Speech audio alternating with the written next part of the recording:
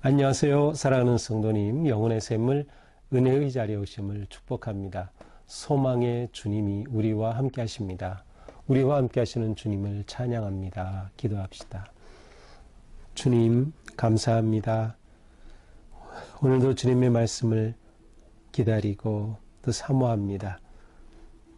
주님의 말씀이 우리에게 너무도 소중한 영혼의 양식이 되며 주님의 말씀으로 우리의 삶이 진리 위에 바르게 설 수 있도록 오늘도 저희들을 깨우쳐 주시고 또한 주시는 말씀대로 그렇게 살아갈 용기와 믿음을 더하여 주시옵소서. 우리가 삶에서 어떤 일을 만나든 말씀을 통해 깨달은 그 진리를 따라서 힘쓰고 또 우리 삶에 적용하며 살아갈 수 있도록 오늘도 말씀으로 저희들을 만나 주시옵소서. 예수님 이름으로 기도합니다. 아멘. 오늘 말씀 욥기 19장 1절에서 마지막 29절까지입니다. 욥이 대답하여 이르되 너희가 내 마음을 괴롭히며 말로 나를 짓부수기를 어느 때까지 하겠느냐. 너희가 10번이나 나를 학대하고도 부끄러워 아니하는구나. 비록 내게 허물이 있다 할지라도 그 허물이 내게만 있느냐? 너희가 참으로 나를 향하여 자만하며 내게 수치스러운 행위가 있다고 증언하려면 하려니와 하나님이 나를 억울하게 하시고 자기 그물로 나를 에워싸신 줄을 알아야 할지니라. 내가 폭행을 한다고 부르짖으나 응답이 없고 도움을 간구하였으나 정의가 없구나. 그가 내 길을 막아 지나가지 못하게 하시고 내 앞에 어둠을 두셨으며 나의 영광을 거두어 가시며 나의 관모를 머리에서 벗기시고 사면으로 나를 헐으시니 나는 죽었구나. 내 희망을 나무 뽑듯 뽑으시고 나를 향하여 진노하시고 원수같이 보시는구나. 그 군대가 일제히 나와서 길을 도두고 나를 치며 내 장막을 둘러 진을 쳤구나. 나의 형제들이 나를 멀리 떠나게 하시니 나를 아는 모든 사람이 내게 낯선 사람이 되었구나. 내 친척은 나를 버렸으며 가까운 친지들은 나를 잊었구나. 내 집에 머물러 사는 자와 내 여종들은 나를 낯선 사람으로 여기니 내가 그들 앞에서 타국 사람이 되었구나. 내가 내 종을 불러도 대답하지 아니하니 내 입으로 그에게 간청하여야 하겠구나. 내 아내도 내 숨결을 싫어하며 내 허리의 자식들도 나를 가련하게 여기는구나. 어린아이들까지도 나를 업신여기고 내가 일어나면 나를 조롱하는구나. 나의 가까운 친구들이 나를 미워하며 내가 사랑하는 사람들이 돌이켜 나의 원수가 되었구나.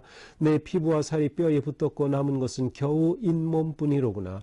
나의 친구야, 너희는 나를 불쌍히 여겨다오. 나를 불쌍히 여겨다오. 하나님의 손이 나를 치셨구나. 너희가 어찌하여 하나님처럼 나를 박해하느냐. 내 살로도 부족하냐. 나의 말이 곧 기록되었으면 책에 쓰여졌으면 철필과 납으로 영원히 돌에 새겨졌으면 좋겠노라. 내가 알기에는 나의 대속자가 살아계시니 마침 내가 그 땅 위에 서실 것이라. 마침내 그가 땅 위에 서실 것이라. 내 가죽이 벗김을 당한 뒤에도 내가 육체 밖에서 하나님을 보리라. 내가 그를 보리니 내 눈으로 그를 보기를 낯선 사람처럼 하지 않을 것이라. 내 마음이 초조하구나. 너희가 만일 이르기를 우리가 그를 어떻게 칠까 하며 또 이르기를 일의 뿌리가 그에게 있다 할진대 너희는 칼을 두려워하지 말지니라. 분노는 칼의 형벌을 부르나니 너희가 심판장이 있는 줄을 알게 되리라. 아멘. 자, 빌닷이 두 번째 말을 한 후에 욥이 또 대답을 합니다. 하지만 이제 욥의 대답은 꼭 빌닷에 대한 대답만은 아니고요. 여기서 너희라고 나온 것처럼 사실은 욥의 말은 계속 그의 친구들 모두를 향해서 던져지고 있습니다. 욥이 대답하여 이르되 너희가 내 마음을 괴롭히며 말로 나를 짓부수기를 어느 때까지 하겠느냐. 친구들의 말이 욥에게 전혀 도움이 되지 않습니다. 욥에게 위로가 되지 않아요. 오히려 그들이 말로 어떻게 해요? 자기를 짓부순다. 자기를 고통 가운데 몰아넣는다는 것입니다. 그러면서 3절에서는 10번이나 나를 학대하고도 부끄러워 않는다. 10번이라는 꼭 10번 횟수라기보다는 계속해서 나를 이렇게 너희가 말로 학대한다. 그러면서도 부끄러운 줄 모르는구나. 너희가 참으로 나를 향하여 자만하고 내게 수치스러운 행위가 있다고 증언하려면 해봐라. 욥의 친구들의 말은 욥을 위한다고 했지만 결국 욥에게는 언어 폭력이 되고 말았습니다. 언어 폭력, 이건 너무나도 심각한 일이죠. 자, 지금 우리는 어떤 상황에 있습니까? 하나님이 사탄과 사이에 사탄이 하나님에 대해서 까닭없이 이렇게 하나님을 섬기겠습니까? 하면서 하나님의 허락을 받아 사탄이 욥에게 이 엄청난 재앙을 가져왔어요. 자, 결국 우리는 이 욥기를 보면서 우리가 잊고 있었던 것 가운데 하나가 뭐냐면, 결국 지금 욥이 받는 테스트는 하나님과 사탄 사이에 누가 이기냐를 지금 찾아가는 거예요. 그러니까 우리가 그것을 염두에 둔다면 계속 보면서 지금 욥이 이런 상황에서 정말 하나님을 배반할까 하는 것이 우리의 노심초사 우리의 마음이 돼야 돼요. 왜냐하면 하나님과 사탄 사이에 내기를 한 건데 누가 이겨야겠어요? 하나님이 이기셔야죠. 그런데 하나님이 이기신다는 건 뭐예요? 끝까지 욥이 하나님 앞에 죄를 짓지 않고 하나님을 저주하지 않고 그 믿음을 지키는 거예요. 자, 우리는 지금 그 모습을, 욥의 모습을 보면서 조마조마하면서 보게 되는 거죠. 자, 이렇게 욥은 친구들이 자기에게 언어 폭력을 너희들이 내게 한 거나 마찬가지야 라고 하면서 그의 아픔을 토로하는 것입니다.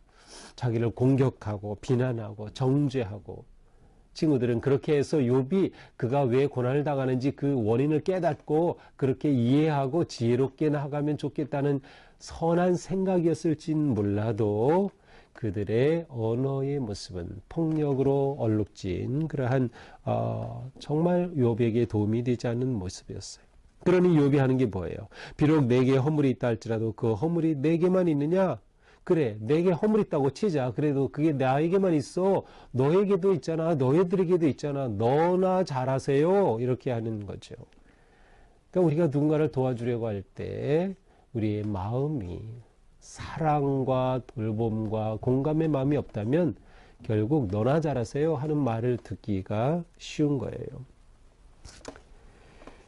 이제 욥은 모든 이러한 일이 하나님이 하셨다라고 하는 그의 마음, 믿음을 고백해요. 6절부터 나오죠. 하나님이 나를 억울하게 하시고 하나님이 자기 그물로 나를 에워싸신 줄을 너희는 알아야 돼. 이것은 하나님이 나에게 하시는 일이야. 자, 계속 말씀드리지만 여기에서 핵심은 뭐예요? 욥은 모든 일에 대한 하나님의 주권을 끝까지 인정하고 있어요. 내게 주신 분도 뺏어 가시는 분도 하나님이다. 하나님의 주권을 온전히 인정하죠. 자신이 겪는 재난이 자기의 죄 때문이라고 하는 것을 인정하는 것은 아니에요. 욥은 지금 이 문제를 가지고 씨름하고 있는 거죠. 그러나 이 모든 일이 일어나는 것은 하나님께서 주권 가운데 행하시는 거다. 그래서 자기 욥의 입장에서는 까닭이 없는 거죠. 이유를 아직 못 찾으니까. 그러나 그는 그의 마음을 하나님께 계속 고정하고 있는 것이에요. 자, 어제 본문에서 빌닷은 뭐라 그랬어요? 사람이 쳐놓은 덫에 걸리고 그물에 걸리고 함정에 올무에 걸리고 함정에 빠진다고 하죠. 바로 욥은 그게 아니야. 사람이 터놓은 저 덫이 아니고 하나님이 이 모든 것을 주관하시는 거야 라고 하는 거예요. 그래서 내가 억울해도 하나님이 나를 억울하게 하셨다. 하나님이 자기 그물로 나를 에워싸신 것이다. 그러니 이러한 상황에서 욥은 얼마나 고통스럽겠어요. 하지만 그가 부르짖지만 응답이 없고 정의가 없다. 내가 잘했는지 잘못했는지 정말 가려줄, 시시비비를 가려줄 그런 정의가 없다. 그럴 법이 없다. 그가 내 길을 막아 지나가지 못하게 하시고 하나님께서 욥의 길에 이렇게 딱 막아서서 이렇게 어둠을 가져오신 거예요. 심지어 욥에게서 면류관을 벗기시고 욥이 누리던 그 모든 영광, 영화를 다 빼앗아 가셨다는 거죠. 사면으로 나를 이렇게 허르시니 나는 죽었구나. 내 희망을 나무 뽑듯 뽑으셨다. 자, 하나님이 이렇게 하셨다. 하나님이 내게서 희망조차 뽑아 가시는구나. 나는 희망이 없어 라고 하는 그의 마음에 깊은 아픔과 고뇌를 한탄하고 있어요. 하나님이 나를 적으로 보셨다는 거예요. 나를 원수같이 보시는구나. 왜 그런지는 몰라요. 왜 하나님이 나를 적으로 보셨는지는 모르지만 하나님이 나를 원수로 보셨기에 나에게 이러한 일을 지금 허락하신 것이 아니냐라고 하는 것이죠. 자, 하나님과의 관계에 있어서 욥은 지금 이렇게 큰 의문을 가지고 하나님 앞에서 씨름하고 있어요. 하나님의 주권을 인정하지만 하나님이 자신에게 하시는 그 일에 대해서 좀 하나님의 말씀을 좀 듣고 싶은 거예요. 하나님의 음성을 듣고 싶은 거예요. 하나님이 자기에게 말씀해 주면 좋겠다 싶은 거예요. 그런데 또한 욥을 힘들게 하는 것은 인간의 모든 관계가 다 허물어진 겁니다. 13절부터죠. 형제들이 나를 멀리 떠났다. 낯선 사람이 되었다. 내 친척은 나를 버렸고 가까운 친지들은 나를 다 잊어버렸다.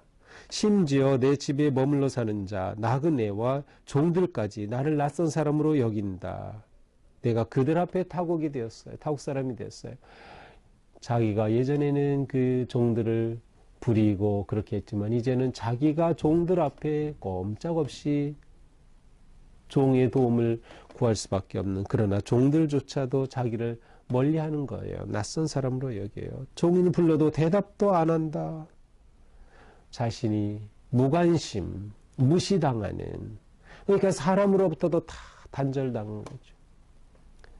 그리고 자기를 위로한다고 찾아온 친구들로부터도 도움을 받지 못하고 있는 자신의 모습이에요. 심지어는 17절에 보니까 아내도 내 숨결을 싫어하고 내 허리에 자식들도 나를 가련하게 여기는 거. 아내도 자기를 싫어하고 멀리해요. 여기서 자식이라고 되어 있는데 실제로 이제 욥에게 자식은 지금 없죠. 다 재난으로 다 죽었어요. 그래서 여기서 자식들은 친형제들로 번역을 하고 또 그것이 가능합니다. 친형제들조차 자기를 다 버렸다는 거죠. 심지어 18절은 어린아이까지도 자기를 업신여기고 자기를 조롱하는구나. 그리하여 모든 사람들이 예전에는 가깝게 보내던 친구, 친척, 모구가 내 원수가 되고 말았구나. 지금 이것은 욥이 느끼고 있는 그의 깊은 상실의 아픔을 그대로 표현하는 거예요. 관계의 상실이죠. 그리고 관계 속에서 자기가 잊혀지는 거죠.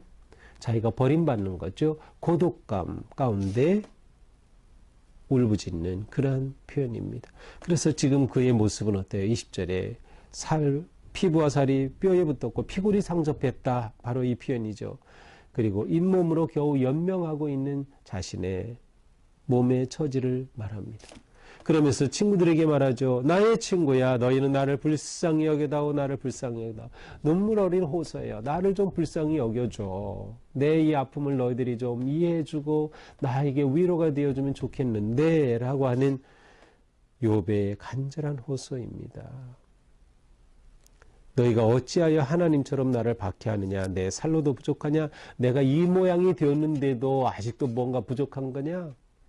그러니까 친구들에게 깊은 마음의 호소를 합니다. 자, 23절부터는 다시금 욥이 하나님에 대해서 가지고 있는 그의 믿음이 표현되고 있어요. 나의 말이 곧 기록되었으면, 책에 쓰여졌으면, 욥은 자신의 이 처지가 기록이 되고 책에 쓰여져서 영원히 기억되기를, 자기가 정말 이렇게 무고하게 고난을 당한 것이라는 것을 누군가가 알아주기를, 그러한 마음을 가지고 있어요. 자, 근데 이게 기록이 되었어요, 안 됐어요?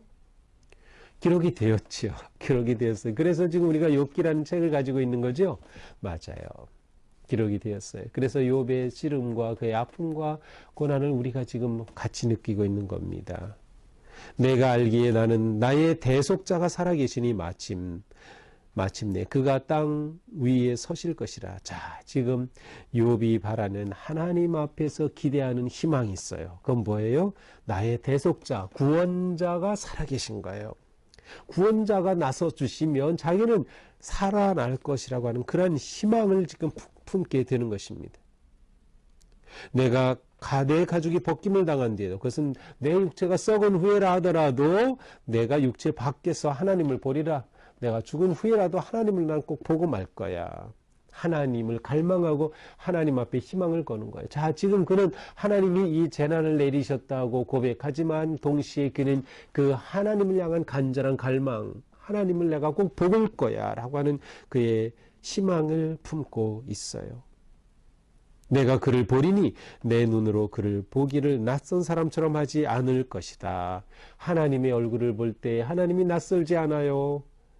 너무나도 그 하나님이 자기가 원하고 갈망하였던 하나님이시기에 내 눈으로 직접 하나님을 보겠다. 그러한 표현이기도 해요. 욥은 지금 이 고난 중에 하나님을 바라고 하나님 보기를 원하고 하나님께 희망을 두고 있음을 잘 표현하고 있습니다. 그러면서 마지막 28, 29절 친구들에게 말하죠. 너희가 만일 이르기를 우리가 그를 어떻게 칠까 하며 이르기를 이 일의 뿌리가 그에게 딸진데 너희는 칼을 두려워할지니 이 모든 일이 하나님께 있다고 한다면 너희는 하나님의 심판을 두려워해야 한다. 너희가 심판장이 있는 줄 알지니라. 이 모든 것을 심판하시는 의로우신 분 하나님이 계시다는 걸 너희는 알아야 돼. 라면서 하나님의 분노의 형벌이 있다고 하는 것을 기억하기를 친구들에게 마지막으로 표현을 합니다. 자, 이것이 오늘 말씀입니다. 자, 오늘 말씀을 보면서 우리는 성도는 절망 가운데서도 빛을 본다는 것을 알 수 있어요. 욥은 절망 가운데서도 빛을 보는 거예요. 하나님을 갈망하는 거죠. 하나님을 구하는 거예요. 하나님 보기를 원하는 거예요. 하나님의 얼굴이 낯설지 않기를 원하는 것이죠. 희망을 버리지 않는 것입니다. 하나님 뵙기를 열망하는 거죠. 이것이 우리에게 아주 중요합니다. 우리도 위기, 고난, 어려움, 역경, 시련 가운데 있을 때, 또 실패했을 때, 그때 우리는 하나님 보기를 열망하고 하나님을 구하는 것, 이것이 우리에게 가장 중요한 것이 아닐까요? 그래서 내가 하나님 뵙기를 원합니다. 하나님만이 이 모든 것의 길이 되심을 믿기 때문이죠. 자, 그러한 사람은 절망에서도 희망의 빛을 보는 사람은 그 믿음이 부러지지 않습니다. 자, 부러지지 않는 믿음을 갖는 게 중요해요. 이것이 매우 중요해요. 우리의 믿음이 넘어져 바람의 위기에 이렇게 완전히 땅에 다 닿을 정도로 그렇게 휘어질 수는 있어요. 하지만 부러지면 안 돼요. 이것이 믿음의 인내이고 믿음의 힘이라고 할 수 있어요. 아무리 땅에까지 내가 쓰러졌다 하더라도 부러지지 않는 거죠. 그러면 다시 일어날 수 있는 겁니다. 하나님의 침묵 앞에서 또한 사람들의 조소와 조롱 앞에서도 내가 믿음이 부러지지 않고 믿음을 지킨다면 비록 우리는 고통 가운데 때로는 우리가 넘어질 수 있어요. 휘어서 땅에 닿을 정도로 완전히 무너질 수도 있지만 그러나 우리의 믿음이 부러지지 않는다면 다시 우리는 설 수 있다. 그래서 우리의 믿음이 이러하튼 아주 질기고 강한 그런 믿음을 가지는 것이 매우 중요합니다. 이렇게 되면 우리는 끝까지 싸우고 버틸 수 있다. 승리가 우리의 것이다. 왜냐하면 우리에게는 구원자가 계시기 때문이에요. 욥이 원했던 것처럼 우리에게는 대속자, 구원자가 계시기 때문이다. 우리에게는 승리의 주님이 계시다는 것을 우리는 잊으면 안 되는 거죠. 오늘 하루의 삶, 우리 또한 주님께 의지하고 맡기되 더욱 주님을 사모하고 우리의 믿음이 어떤 상황에서 부러지지 않도록 또한 끝까지 하나님을 희망하고 바라보는 그러한 소망으로 이기는 복된 하루가 되기를 축복합니다. 기도합시다. 주님, 감사합니다. 오늘도 우리에게 귀한 말씀으로 우리에게 용기를 주시니 감사합니다. 주님, 저희가 어떤 상황에서도 부러지지 않을 믿음을 주시옵소서. 우리의 믿음을 굳게 하여 주시고 우리의 믿음이 살아서 끝까지 이기고 승리하는 마침내 하나님이 주실 그 영광의 승리를 바라볼 수 있도록 우리를 붙잡아 주시옵소서. 어떤 절망 가운데서도 희망의 빛을 바라보게 하시고 하나님 안에서 희망할 수 있는 저희가 되게 하여 주시옵소서. 예수님 이름으로 기도합니다. 아멘. 네, 오늘도 주님의 사랑 속에서 우리의 삶에 희망이 있기를 축복합니다. 사랑합니다.